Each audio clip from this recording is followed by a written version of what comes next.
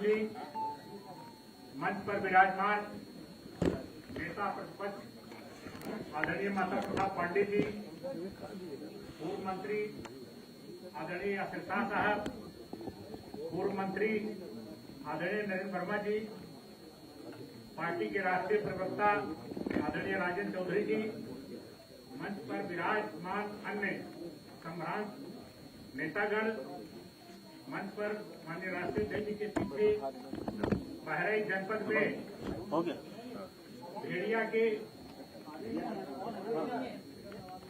भेड़िया के हमलों में 10 लोगों की मृत्यु हो गई, जिसमें 10 मृतक परिवार के सदस्य यहाँ माननीय राष्ट्रीय अध्यक्ष जी की कृपा से आए हुए हैं, पीछे विराजमान हैं और घायल करीब उनकी संख्या 60 है।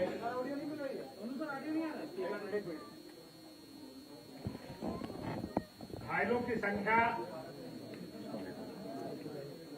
करीब 60 के आसपास है। घाघरा और सरजू नदी के कटान के लोग जो बाढ़ और कटान से भी पीड़ित हैं और जंगली जानवर भेड़िया के आतंक से मार्च 2024 से और अब तक जबरदस्त भेड़ियों के आतंक से लोग घरों में डूब के पड़े हुए।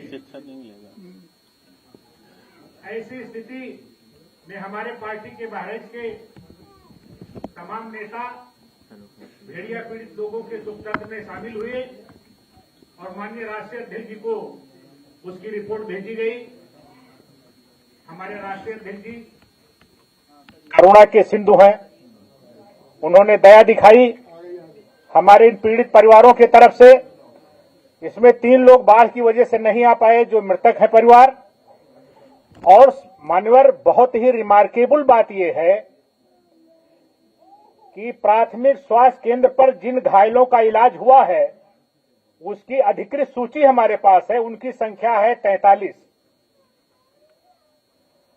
और वन विभाग जो घायल हुए हैं उनकी सूची 14 की पुष्टि कर रहा है, जबकि सरकारी अस्पताल में ही भेड़िया के हमलों में 43 लोगों का इलाज हुआ है और तमाम ऐसे भी लोग हैं जिन्होंने प्राइवेट अस्पतालों में इलाज करा लिया। इस सरकार की बेशर्मी की हद इस से देखी जा सकती है कि इसमें जो राहत दी जा रही है, मदद दी जा रही है, उसमें भी पक्षपात और तमाम प्रकार का भेदभाव किया जा रहा है। घायलों को मान्यवर सरकार की तरफ से बहुत कम से कम 10-12 लोगों को 5600 रुपए की मदद दी गई है और बाकी किसी को कोई मदद नहीं मिली है।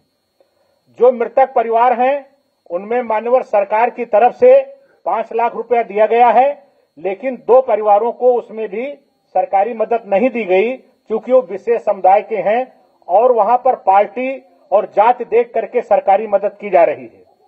ऐसी स्थिति में हमारे राष्ट्रीय अध्यक्ष जी ने बहराइच के भेड़िया के हमले में मारे गए परिवार के लोगों के साथ अपनी संवेदना व्यक्त की है और उनको आर्थिक सहायता के रूप में जो लोग मृतक परिवार हैं उनको 50-50 हजार रुपए का चेक और जो घायल परिवार हैं उनको 10-10 हजार रुपए प्रदान करने 25-25 हजार, घायलों को 25-25 हजार रुपए देने की आपने कृपा किया है। सबको चेक मिल गया है। मैं समाजवादी पार्टी बहराइच की तरफ से आदरणीय राष्ट्रीय अध्यक्ष जी का, पार्टी के अपने सभी सम्मानित नेताओं का और अपने नेता बहराइच के माननीय यासिर शाह साहब का इसके लिए धन्यवाद ज्ञापित करता हूं। बहुत बहुत धन्यवाद।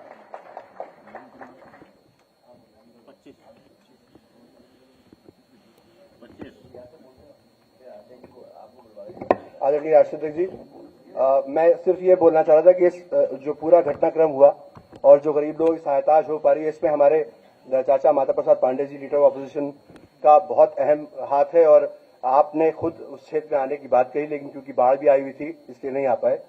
और आपने राष्ट्रीय अध्यक्ष जी से एक बार रिक्वेस्ट करी और हम लोग की ये जो जिन गरीबों की सहायता हुई है उनकी गरीबी का हाल ये है कि सुबह जब उठते हैं तो ये नहीं पता होता कि मुंह में रोटी जाएगी कि नहीं जाएगी, निवाला जाएगा कि नहीं जाएगा।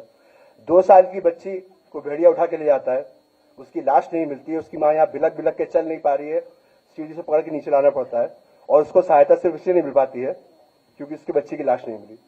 गांव वालों ने देखा, सबने देखा कि उठा के ले गया भेड़िया उनको। तो मैं माननीय राष्ट्रीय अध्यक्ष जी से सिर्फ ये धन्यवाद भी करूंगा और विनती भी करूंगा कि आप सरकार से कहें कि इन पीड़ितों को और सहायता राशि मिले ताकि इन गरीबों का घर चल सके। धन्यवाद। मैं आदरणीय लीडर ऑपोजिशन माता प्रसाद पांडे जी से दरखास्त करूंगा कि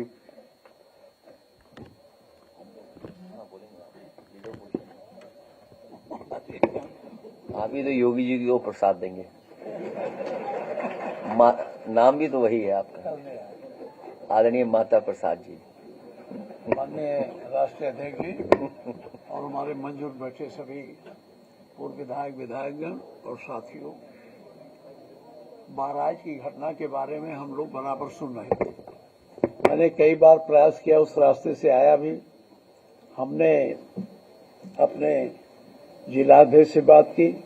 मैंने कल जब ये संवेदनाएं सुनी और मैंने सुना कि भारत सरकार के उत्तर प्रदेश सरकार की तरफ से वो जात विशेष के आधार पर लोगों को अनुदान दिया जा रहा है, तो मैंने कल राष्ट्रीय अध्यक्ष जी से बात की और अपने जिला अध्यक्ष जी को भी साथ लाया था। मैं राष्ट्रीय अध्यक्ष जी को हार्दिक धन्यवाद देता हूं कि उन्होंने साहस बातें सुनी और आज पीड़ित परिवार को, जिसकी सरकार ने उपेक्षा की और जो रोज पीड़ितों की सहायता के लिए रोज भाषण देते हैं, उनको एक तमाचा की तरह से आज हमारे राष्ट्रीय अध्यक्ष ने दिया है।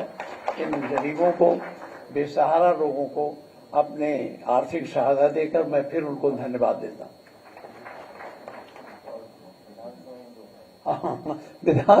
मैं इस समस्या को विधानसभा में उठाऊंगा क्योंकि ये जानवरों का हमला बहुत बढ़ गया है, चाहे खीरी लखीमपुर हो, चाहे बहराइच हो, चाहे बलरामपुर। खीरी लखीमपुर में कभी हाथी मारती है, कभी बाघ मारता है, बलरामपुर में कभी तेंदुआ मारता है, बहराइच में भेड़िया मारता है। ये वन्य जीव क्यों आजकल मुझसे निकलकर जंगलों से लेकर गांवों में क्यों आए, इस पर सरकार को ध्यान देना चाहिए। सरकार की उदासीनता का परिणाम है कि वन्य जीव इतने लोगों की हत्या कर रहे हैं और इससे लोगों में भय और आतंक का व्याप्त है। इस भय और आतंक के लिए मैं विधानसभा में बात करूंगा। राष्ट्रीय अध्यक्ष जी का अनुमोदन लेकर मैं गंभीर तरह से इसको उठाने का प्रयास करूंगा।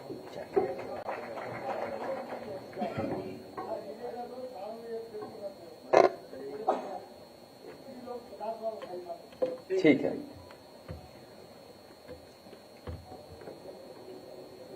मैं अपनी पार्टी के संगठन और पार्टी के बहराइच के नेताओं का धन्यवाद देता हूं कि इस गंभीर समस्या को लेकर के लीडर ओपोजिशन जी से मिले थे वो, और कल ही जब मेरी आदरणीय माता प्रसाद पांडे जी से बात हुई तो हम लोगों ने तय किया कि जिन बच्चों का नुकसान हुआ है, घायल हुए हैं, चोट खाए हैं, उन परिवार के सदस्यों को बुलाकर के मैं मिलूंगा और पार्टी की तरफ से जो कुछ मदद हो सकती है वो हम लोग करेंगे।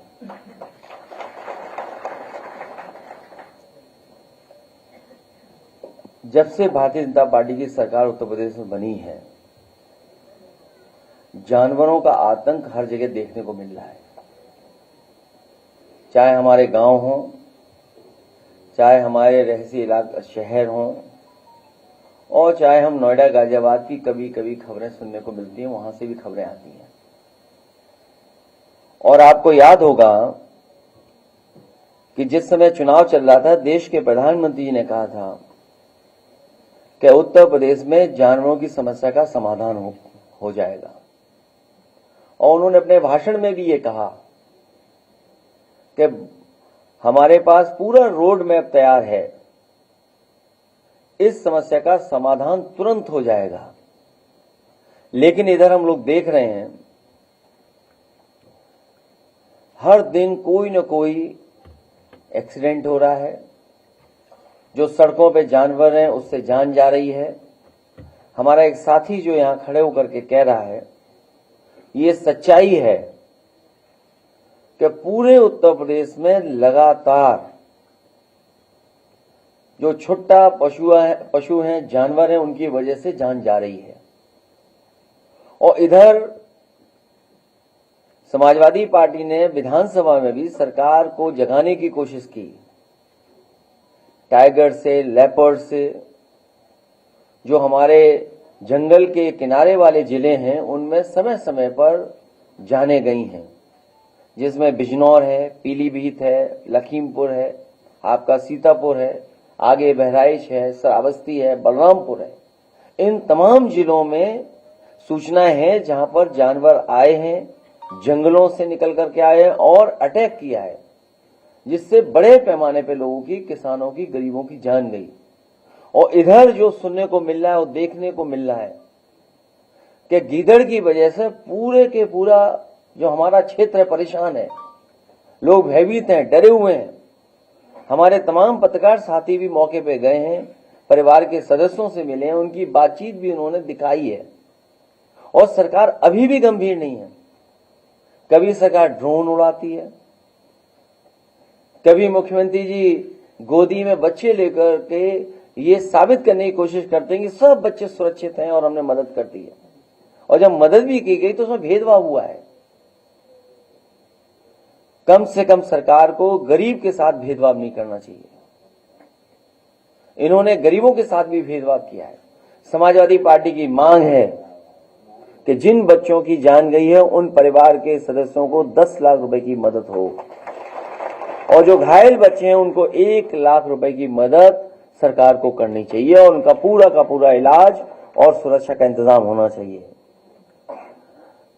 जानवर जान ले रहे हैं यहां पे तो। और जिन्होंने, जैसा मैंने पहले कहा कि जिन्होंने जानवर की समस्या को खत्म करने के लिए बड़े बड़े वादे किए थे,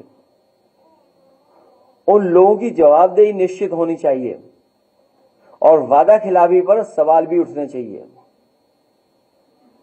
जानवरों की समस्या से निपटने के लिए एक एसटीएफ बनानी चाहिए, और या फिर गीदड़ की समस्या का समाधान के लिए ये भी केस एसटीएफ को ट्रांसफर कर देना चाहिए। जो लोग देखते ही कहते हैं ठोक दो, कम से कम उस एसटीएफ को ये नया काम देना चाहिए कि गीदड़ों को भी ठोक दें। जानवरों के एनकाउंटर की जगह उनके रिहायशी जंगलों को अवैध कटाई से रोकने की जरूरत है। और सच्चाई यह है, जब से भारतीय जनता पार्टी की सरकार आई है, बड़े पैमाने पर जंगल की कटाई होना शुरू हुआ है। बड़े पैमाने पर जंगल काटे जा रहे हैं। जानवरों की समस्या से निपटने के लिए बुलडोजरी सोच से उभरना होगा। उन आईएएस अधिकारियों और मंत्रियों में दंडात्मक कार्रवाई होनी चाहिए जिन्हें इन कामों पर तथाकथित रूप से लगाया गया था। अगर आपको याद हो, एक नोडल ऑफिसर तैयार किया गया था। एक नोडल ऑफिसर की जिम्मेदारी थी जानवरों की समस्या का समाधान के लिए। आखिरकार उन नोडल ऑफिसर पे क्या कार्रवाई हो रही है? क्या कोई दंडात्मक कार्रवाई सरकार ने की है कि नहीं किया? ये क्या सरकार करेगी उन पर? इस काम के लिए दिया गया अरबों का फंड कहां गया? क्योंकि वाइल्ड लाइफ मैनेजमेंट पे जो खर्चा होता है या समय समय पे जो सूचना मिलने पर सरकार खर्च करती है, आखिरकार वो अरबों रुपए का क्या हुआ पैसे का? क्या वजह है कि उनके अपने लोगों को बंदूक लेकर के निकलना पड़ रहा है? या हो सकता है कि जिन मंत्री का विभाग है उन्हें भी काम करने का मौका न मिल रहा हो, उन्हें काम करने न दिया जा रहा हो। इसलिए हमें उम्मीद है कि इन भेड़ियों की समस्या का समाधान सरकार जल्दी ढूंढेगी, और अगर इन भेड़ियों को नहीं पकड़ पा रहे हैं तो ठोको नीति के तहत एसटीएफ को भी ये जिम्मेदारी दे दी जाइए।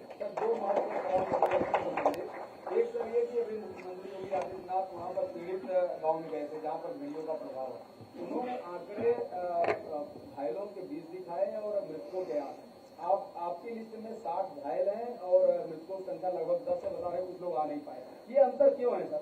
सरकार क्यों बताएगी या क्यों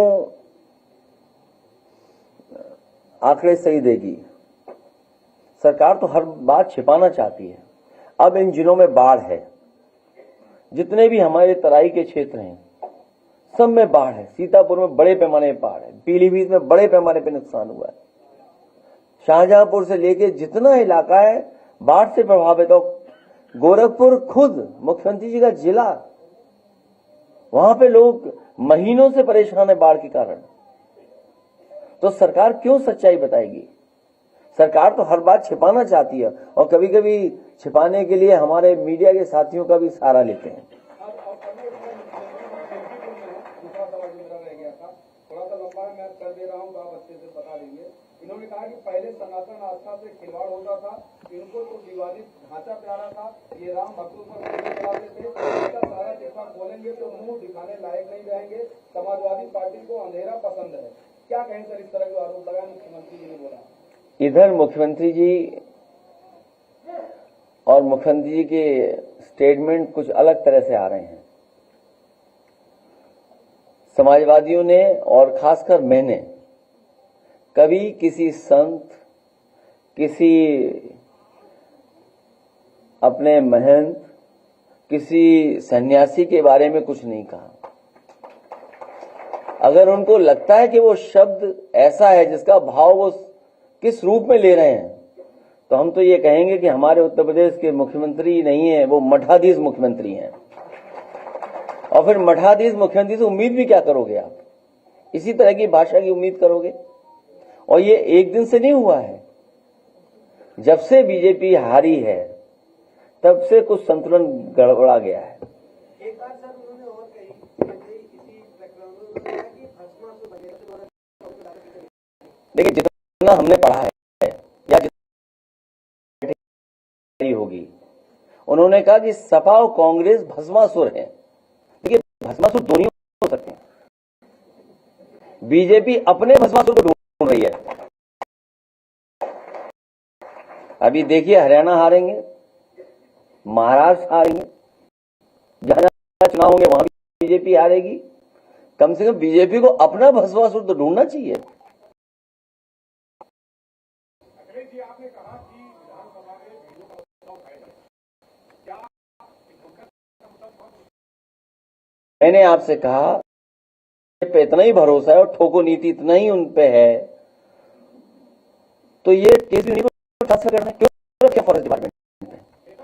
और जहां तक जो बात पूछ रहे हैं उसकी गहराई में अगर आप जाएंगे, जो एसटीएफ के लोग हैं, सुनने में आ रहा है और रही है कि अगर 11 एक तरह के लोग एक तरह से हैं, तो उनमें से सबसे ज्यादा अगर कहीं तो जौनपुर के लोग हैं। और जौनपुर में किसने पोस्ट करवाया है, ये सबसे बड़ा सवाल है, जिसका हमको भी ढूंढना है कि आखिरकार कैसे कैसे पोस्ट हो रहे हैं जौनपुर के ही सब, इसके पीछे कौन है?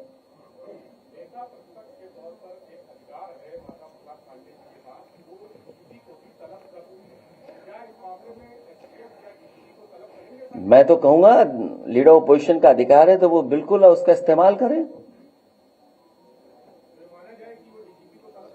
जो अधिकारों के, देखिए, आप हमें और लीडर ऑपोजिशन को नहीं बताओगे हमें क्या करना है। अगर अधिकारों में आ रहा होगा तो मैं कहूंगा कि उस अधिकारों का इस्तेमाल हो। जौनपुर का इशारा क्या इलेक्ट्रिक की तरफ भी है?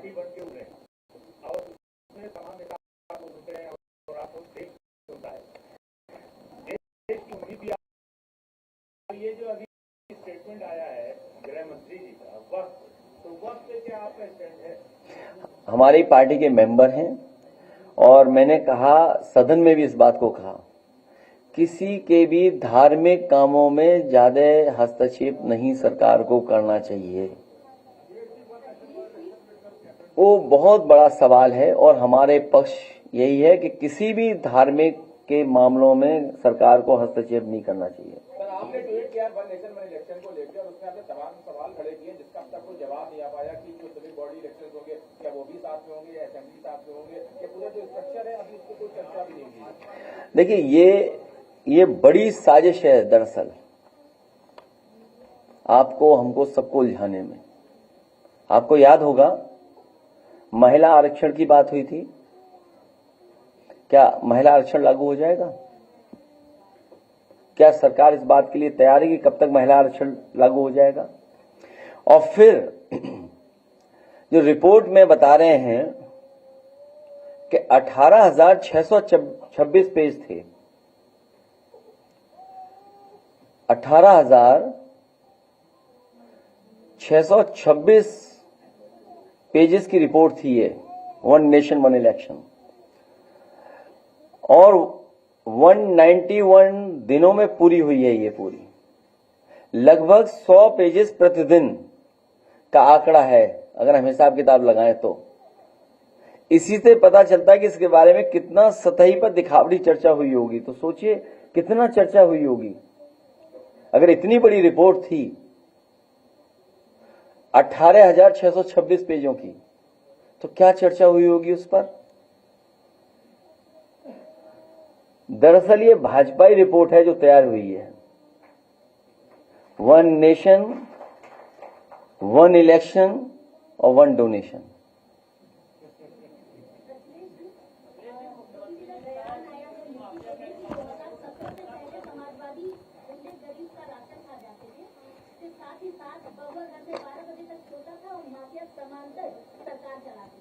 ये सब घिसे पिटे डायलॉग हैं पुराने वाले, और मैं इसीलिए कहता हूं कि ये सब पुराने डायलॉग हैं, पुराना सब कुछ है, हिसाब किताब। उत्तर प्रदेश की जनता नया चाहती है, नया विकास चाहती है। इनको हटाएगी सरकार, ये हटने जा रहे हैं। आज समझ लो कितना संतुलन बिगड़ा है।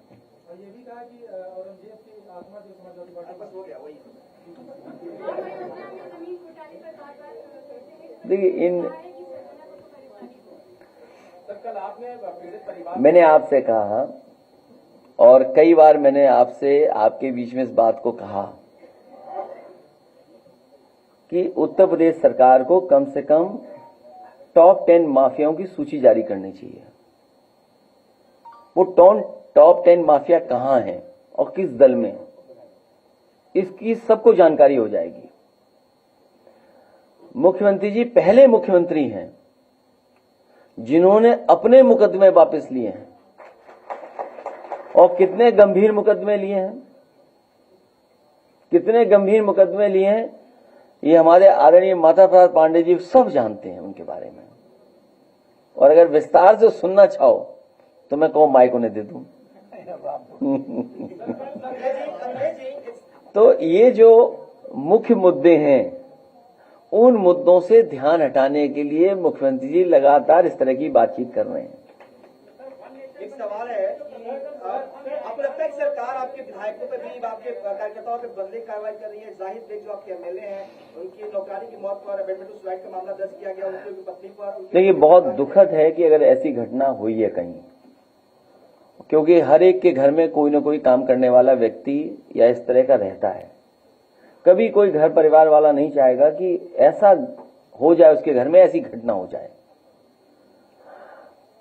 उन्हें इसीलिए परेशान किया जा रहा है कि एक तो वो समाजवादी पार्टी है, और दूसरा भारतीय जनता पार्टी को इससे लाभ मिलेगा हिंदू मुस्लिम डिवाइड करने में। ये पहले दिन से स्ट्रेटजी है भारतीय जनता पार्टी की कि समाजवादी पार्टी को कैसे बदनाम किया जाए, और अगर कहीं कोई मुस्लिम है तो बदनाम समाजवादी पार्टी को कर दो।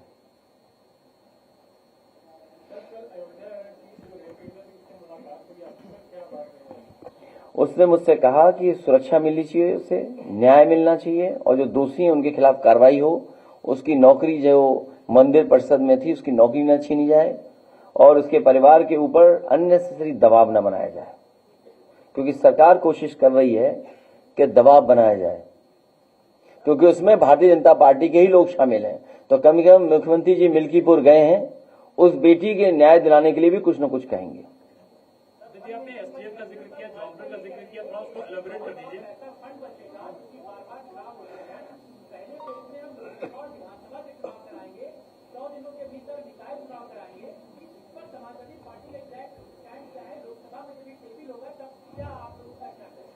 कल को भारतीय जनता पार्टी ये कहेगी, क्योंकि वन नेशन वन इलेक्शन हो जाएगा, चुनाव आयोग का काम क्या है फिर? चुनाव आयोग में भी जो अधिकारी हैं, कर्मचारी हैं, उन पर भी बहुत खर्चा होता है। और आप साजिश से सावधान इसलिए रहिए कि इसमें कर्मचारी और अधिकारी आउटसोर्स किए जाएंगे, लेटरल एंट्री से लाए जाएंगे। मान लीजिए अगर लेटरल एंट्री से लाए गए तब, और अभी भी आपको जानकारी होगी जहां जहां चुनाव है 10 सभी बीएलओ हटा दिए गए हैं अगर उनका कहीं भी किसी तरीके से समाजवादी पार्टी या समाजवादी पार्टी से झुकाव है या उनके नाम के आगे कुछ अगर लिखा है तो ये तो आपको भी पता है। तो क्या ये इतना बड़ा चुनाव आउटसोर्स करके कराएंगे? कल को तो ये चुनाव आयोग को ही खत्म कर देंगे, क्योंकि एक बार चुनाव खत्म हो गया तो 5 साल हम वेतन क्यों दें? अगर बचाना ही चाहते हैं खर्चा तो भारतीय जनता पार्टी अपनी रैलियां क्यों इतनी ज्यादा करती है? उनकी 5 रैली में ही इतना खर्चा हो जाता है कि पूरा चुनाव आयोग का वेतन चल सकता है।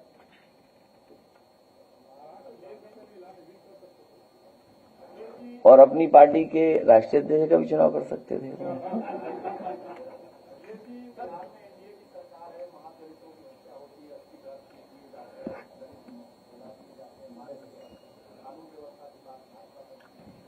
कहीं घटना हो और खासकर दलित पिछड़ों के ऊपर इस तरह का अन्याय हो, उसके खिलाफ कार्रवाई होनी चाहिए जो दोषी लोग हैं।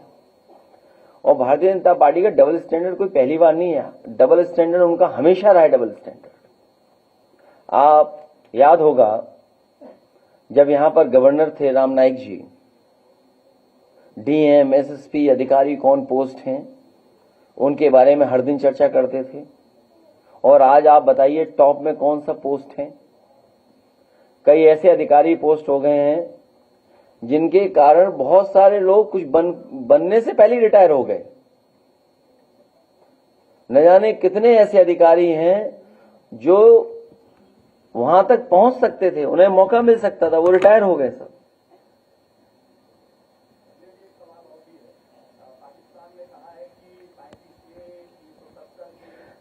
भेड़िया से बचाओ।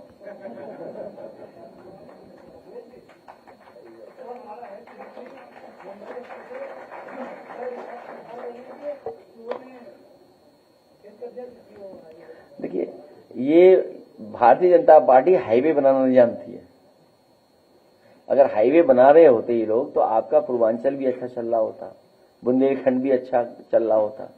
और फिर आगरा से लेकर मुंबई से लेकर के जो दिल्ली वाला एक्सप्रेसवे है वो 1 लाख करोड़ का है। 1 लाख करोड़ का एक्सप्रेसवे है। अगर वहां गड्ढे हो रहे हैं तो ये सवाल खड़ा होता है कि आखिर गड्ढे कैसे हो रहे हैं वहां पर।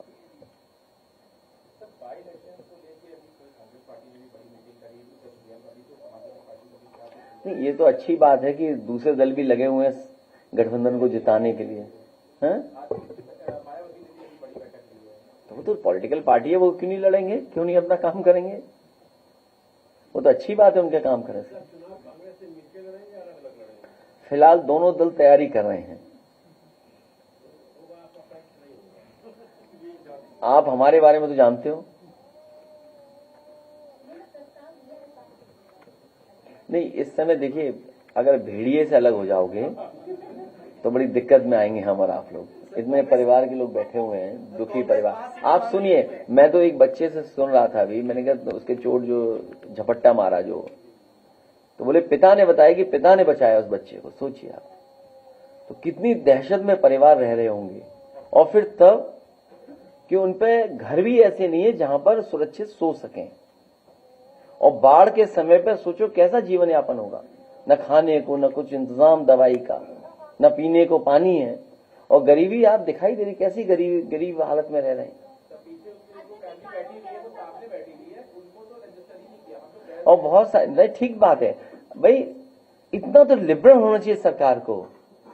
अब आप कह रहे हो कि उसकी क्योंकि बॉडी नहीं मिली इसलिए मदद नहीं होगी। अच्छा, वो गरीब परिवार के सदस्य, वो दुख में है, उनके सामने परेशानी है, वो खुद चाहते हैं कि उनका बच्चा मिल जाता, क्या वो नहीं ढूंढ रहे होंगे? बताओ, एक बच्चे के लिए अगर एक बच्चे की डेड बॉडी नहीं मिली तो उससे मदद नहीं कर रही सरकार।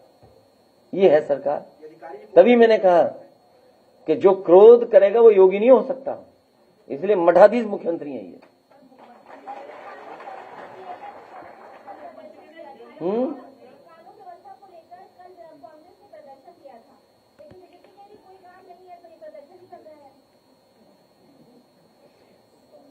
मैं आपको बता रहा हूं कि बीजेपी इतना बुरा हारेगी उत्तर प्रदेश में जिसकी आप कल्पना नहीं कर सकते।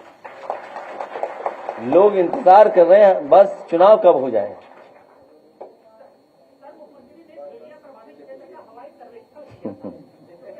सब भाग गए होंगे भेड़िया हवाई जहाज की आवाज। वो इसीलिए मुख्यमंत्री जी हेलीकॉप्टर लेके गए जिससे कोई भेड़िया उन्हें दिखाई न दे। आप खुद सोचिए अगर हेलीकॉप्टर थोड़ा भी नीचे आएगा उसकी आवाज से कोई जानवर रुकेगा? हैं? नहीं, वो आप खुद जानते हैं इन बातों को। वो भेड़िया ढूंढने थोड़ी गए थे। और सोचिए गोदी में बच्चे को लिया उन्होंने, सोचिए आप, और बच्चों की मदद नहीं कर रहे। और कुछ बोला उन्होंने भी? मिल्कीपुर में नहीं बोला। क्या क्या बोल दिया बताओ ना, पूछिए पूछिए।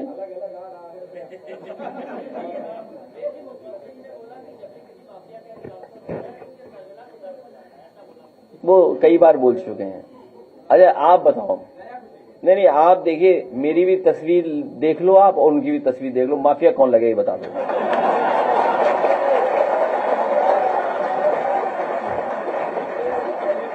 हाँ?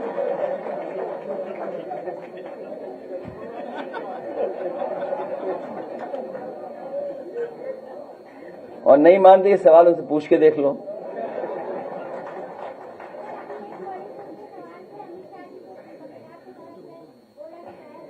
इतना तो कभी कभी भड़का जाना चाहिए।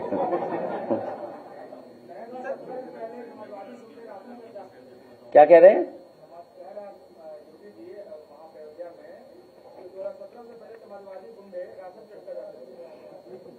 क्या बातें कर रहे हैं आप? में से बहुत सारे साथी रहे होंगे जिस समय रतन टाटा जी आए थे, याद है आपको?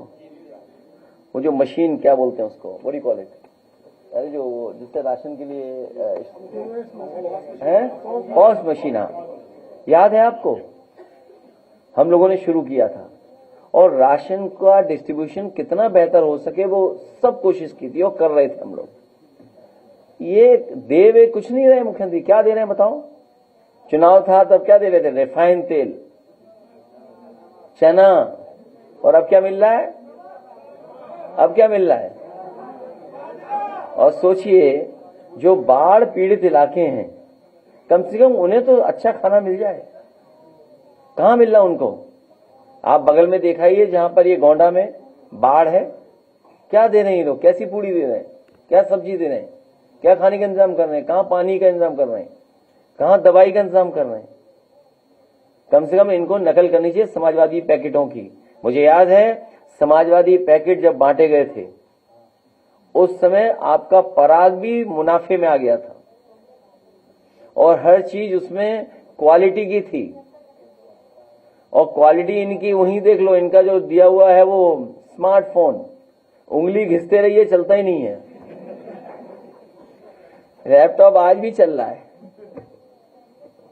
मिल्कीपुर में मुख्यमंत्री ने कहा है कि अयोध्या के घाटों पर दीपोत्सव में जब जब दीप जलते हैं तो दो लोगों को परेशानी होती है, एक सपा के मुखिया को, दूसरे पाकिस्तान को। मैं आपको बता रहा हूं कि बीजेपी की सरकार जब चली जाएगी और इस बार जाएगी चुनाव में, अयोध्या वर्ल्ड क्लास सिटी बनाने का काम समाजवादी लोग करेंगे। अयोध्या कैसे वर्ल्ड क्लास सिटी बने जिसमें वर्ल्ड क्लास इंफ्रास्ट्रक्चर हो। और आपने हम समाजवादियों का काम भी देखा है और मुख्यमंत्री जी तो बहुत ज्यादा काम देख रहे होंगे। लोक भवन जैसी बिल्डिंग अगर उन्होंने एक कहीं बनाई हो तो बता दें।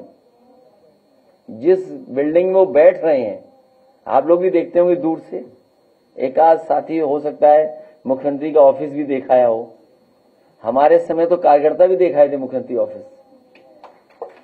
इस समय तो कुछ ही जा पाते होंगे उस ऑफिस में, सब नहीं जा पा रहे होंगे। कुछ ही साथी आ रहे। आप बताइए लोक भवन कैसा बना हुआ है, इस पर मत उठवाइए।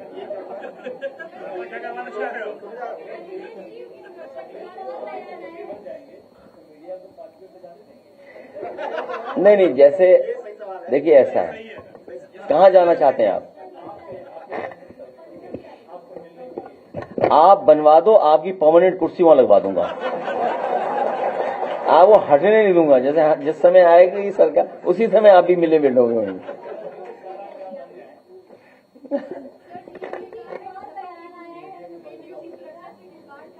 आप कैसी बातें कर,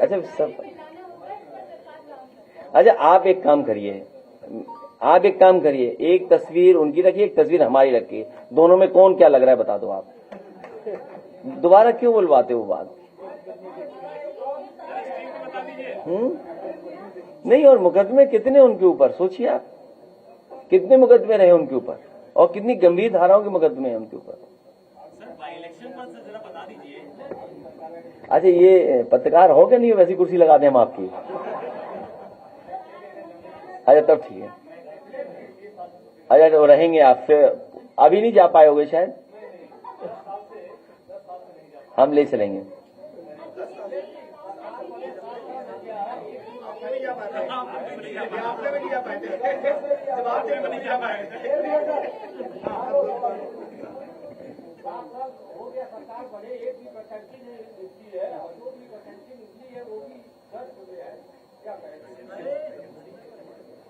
अभी बस वो खाना पूर्ति कर रहे हैं, उन्हें जाना है बस।